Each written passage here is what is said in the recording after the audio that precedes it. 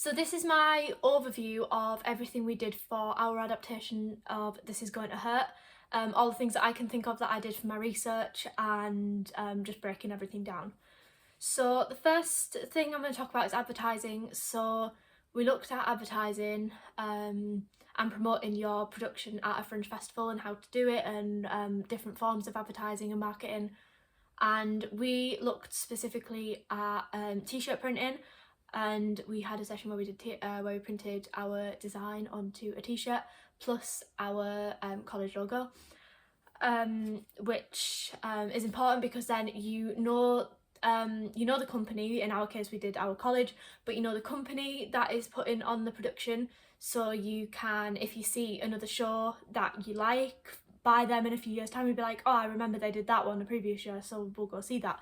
So you remember the name of the company, so you might like shows that are similar to their previous works, and obviously the name of the production, so you know what you're looking for and you know exactly what you're going to see. And depending on the logo, like for ours, we had a stethoscope in the shape of a heart, so it'd be like, oh, it must be something to do with like NHS and doctors and hospitals and things. And obviously if you've seen This Is Going to Hurt before, or you've heard of it, it'd be like, oh, is that an adaptation of Adam Kay's book or TV show or whatever.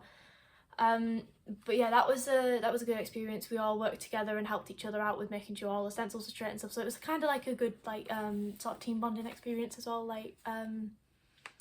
and that brings me into costumes. So I actually wore my t-shirt, I think we all did actually, for underneath our scrubs. Well, I didn't have scrubs, which was a problem we ran into because we had an extra person join our group at a later date after the scrubs had already been ordered. So to get around that, we borrowed Ruby's work uniform, as they used to work at a pharmacy. So we used their uniform, I put that on, and I had a pair of leggings on, and everyone else had scrub tops, scrub bottoms, and then just interchanged between any jumpers that they needed for quick changes or anything like that.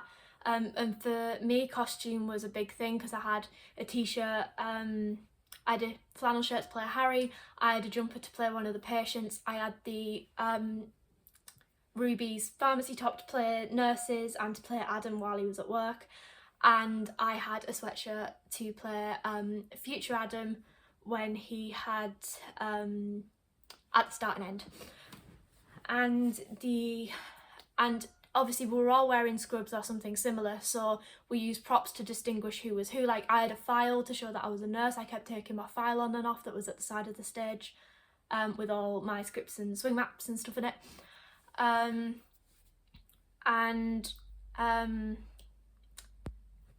We used an actual stethoscope. We had a stethoscope on our logo of our t-shirts. We used an actual stethoscope to show who was playing Adam, because one of the first lines I say is, I hung up my stethoscope 10 years ago. So, and it's literally on the top of the mirror, so you can see that Adam hangs his stethoscope up, and you can see him having the stethoscope throughout the end, until right at the end, once again, we go back to future Adam and I hang it up for the last time.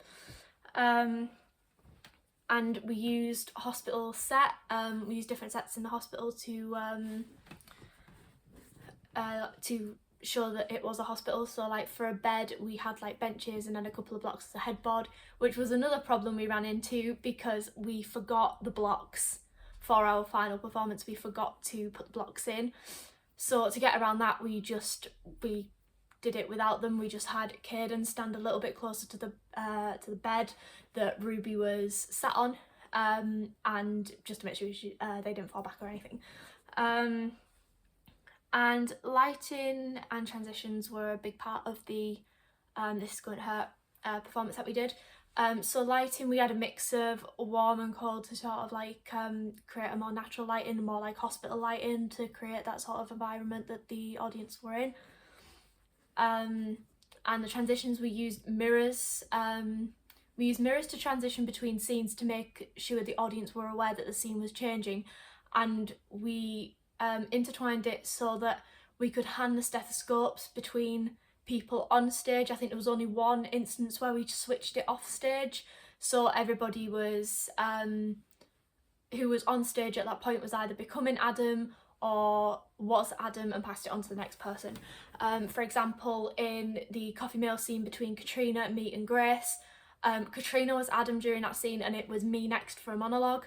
So we had Katrina with a stethoscope around her neck and she was holding a coffee cup in one hand, and when Grace delivers her final line about going to Brazil for the coffees, Katrina takes it off and hands it to me, and they both leave and the mirrors shut like that, like at a point for me to start my monologue. And we did the monologues in that way, with the mirrors shut at a point like that, so the audience would be entirely focused on the monologue, as a lot of the monologues, I think about 4 or 5 cover quite heavy topics, and I think that might be all of them actually. I think we had about 5 or 6 monologues and they all cover very heavy topics.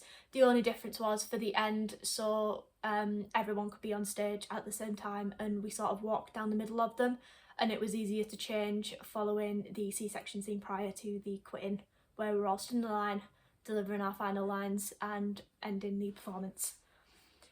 We also, in addition to the lighting, we had sound, and we used QLab for that. QLab is a sound site where you can get, it's on Apple, I think, on MacBooks and things, and you put your sounds, you find sounds on YouTube and convert them into MP3 and upload them onto QLab, and to save them you have to bundle and compress them to make sure that no files are lost, and it can be quite tricky, but it can also be quite amazing to use because you've got the you can cut sounds down, you can add sounds, you can duplicate sounds to make sure that you cover everything in that you need for the production. And we used the song This Is Going to Hurt as our prime one for scene changes and transitions when the audience might have been kept waiting, which was really important because obviously you don't want to bore the audience and the people watching. So if we have just a little bit of music, it can keep them engaged for long enough to have a quick change or a set change and things like that. Which again brings me on to music. We used This Is Going to Hurt. We used Christmas songs, which helped to identify that we were moving on in time also, because right at the start, when it's Caden's scene after my sort of prologue, we named it, he says the 3rd of August 2004, it's my birthday. So we have the whole Christmas music about halfway through to show that it's now Christmas, time has moved on. And we also use timestamps in the Simon monologues. It's mine says, I've been Simon's on-call mental health helpline for the last 6 months since that first Facebook post. And I think Esther's final monologue says it's been a good 18 months since I last spoke to Simon or something. So there's a lot of dates to show that time does move on, and we use music because we use music that was sort of like trending at the time. So like about halfway through when we had the whole Simon thing, which happened in October 2006 when it first started, I think, April or October, we used How to Save a Life by The Fray because it covers that sort of topic, and also that was a song trending in 2006, so we use music to sort of show when the time was and how it changed. And we also used audience interaction throughout the piece. So right at the start, before we even started speaking, before I started delivering my lines, we started with audience interaction because Katrina was in the audience playing a patient before she gets called onto the stage to work sets. And she was talking to the audience, pretending, as we were using a sort of like immersive theatre sort of thing where the audience were sort of like in a waiting room. So when Katrina, or Erica as character name, is called forward by Ruby, who's playing Adam, it's like Ruby as Adam is talking to the whole waiting room, and then Katrina gets up to start the scene.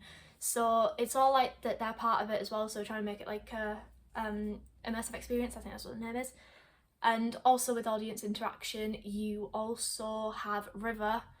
River played a young kid playing with stickers in one of the scenes, which caused worry for a nurse and for Adam.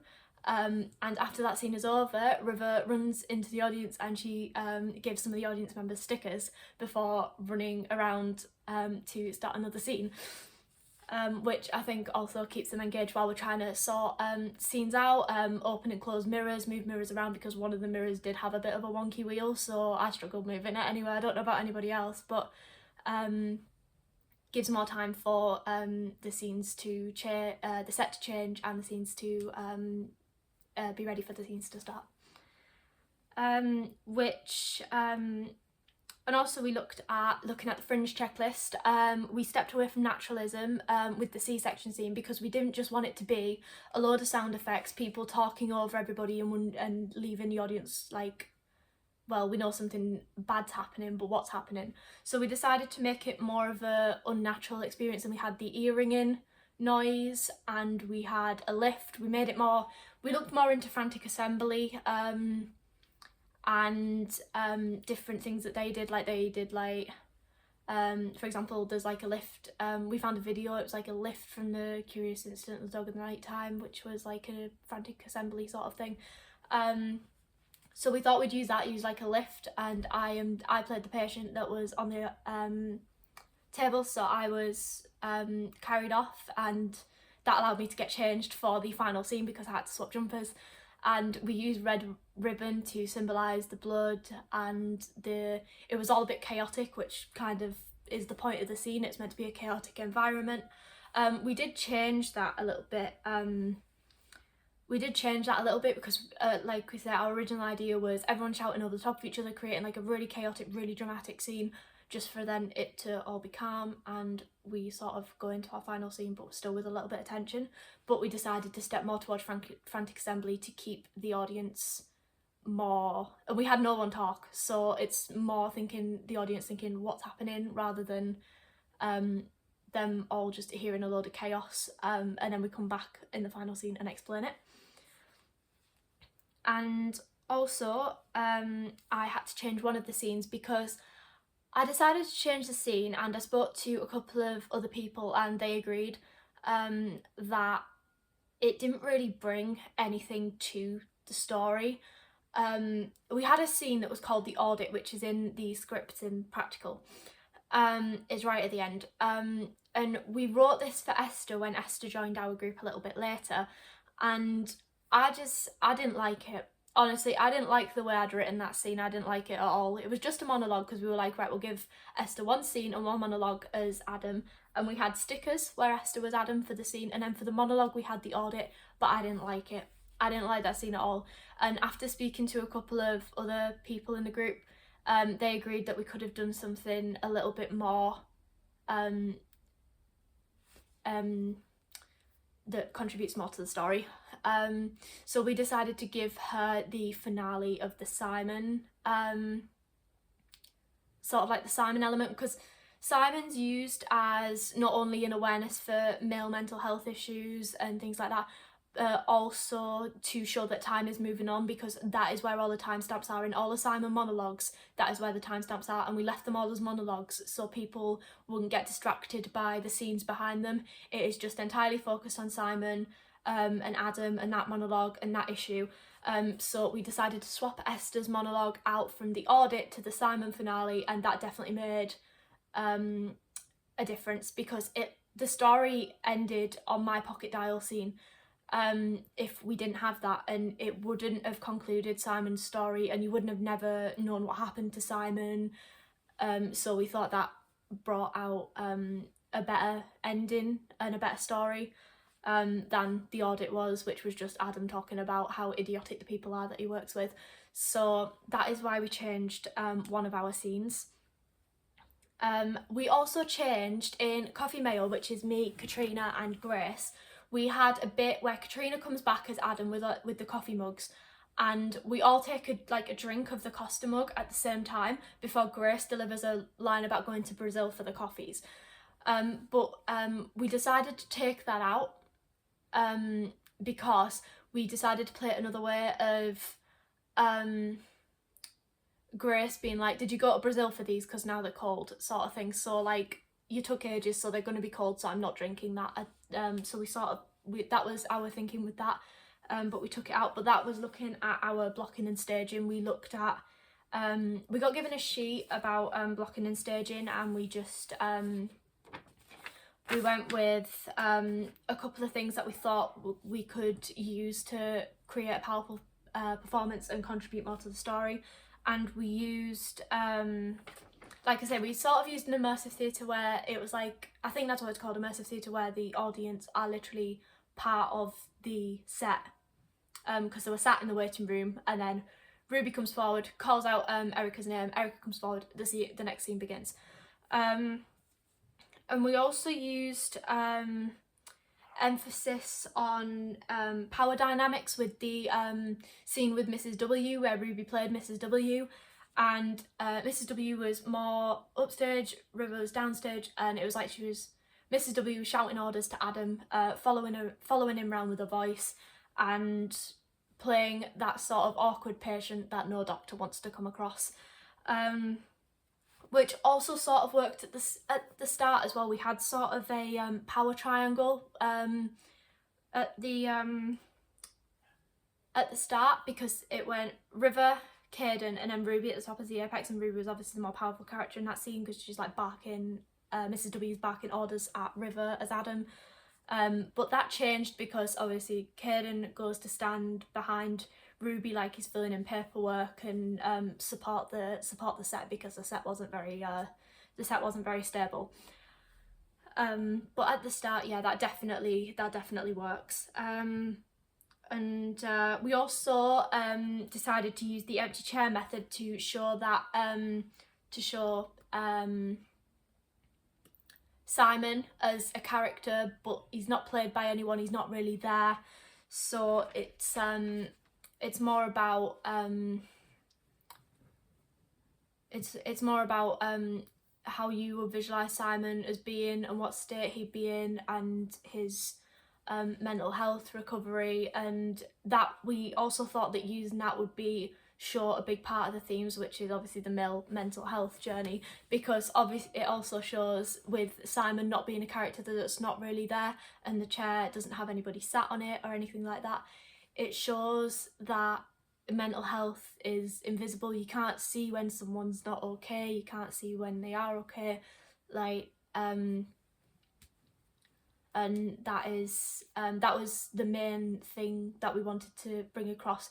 We had so many analytical things and connotations to the empty chair relating to Simon and the mental health problems. There was absolutely loads that we came up with to show that obviously it's invisible, he's not there. You can picture him and what sort of state he's in, and how low he must have been to get to that point of when he asked for help from Adam.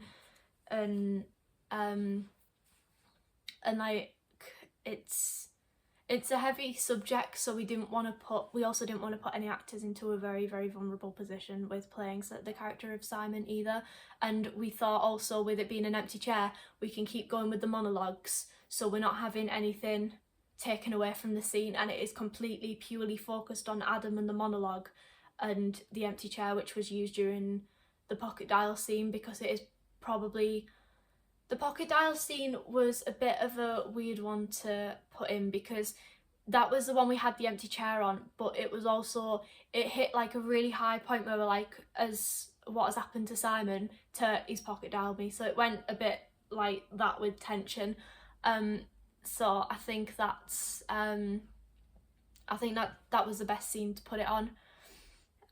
But we didn't put it on for any others because it would have interrupted with transitions and everything else, and it would have been a struggle. So we sort of just like we just stayed centre, so like there was a load of empty space around us to hope that would compensate, and you'd still realise what the empty space was all about, and why we didn't put it into a scene rather than, and why we just left it as a monologue rather than put it into a scene. We also primarily focused the treatment of the NHS on as another theme, because a lot of Adam's lines are about the idiots he has to work with and deal with on a day-to-day basis. For example, Mrs. W, she's a really awkward patient, and nobody wants to deal with that as a doctor, but they do, because that's part of their job. Their job is to help people, and no matter how awkward they are. And we decided to add another bit It was from a diary entry. I don't think it's in the TV series. It's from a diary entry that I found, and it was my lines.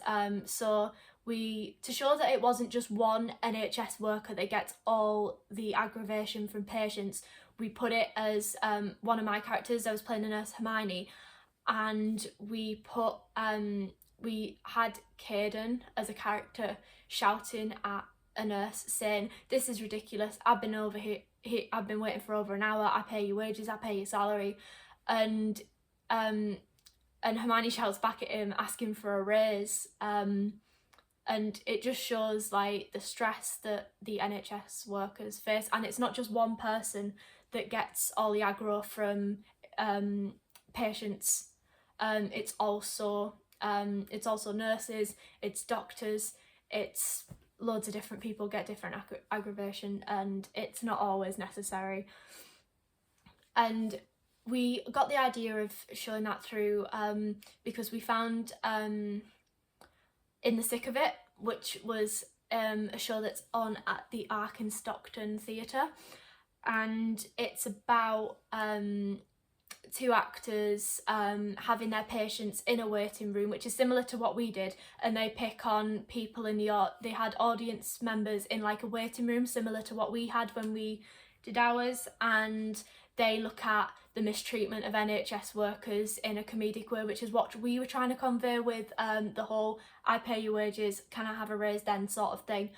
And yeah, In the Thick of It was is a play that is just two actors on stage for an hour and a half, I think it was, but they pick on people in the audience as patients in a waiting room, and it's a whole sort of improvised thing. So that was one of our key things where we were like, oh, they use that, so why don't we like make it into a thing, and then Katrina can start in the audience. And the idea sort of came from that, really. But yeah, I think that's everything. From initial research to themes to costumes and set and transitions between not just the scenes but who was playing Adam at the same time, stepping away from naturalism, Frantic Assembly and things like that. We researched and covered a lot into this performance.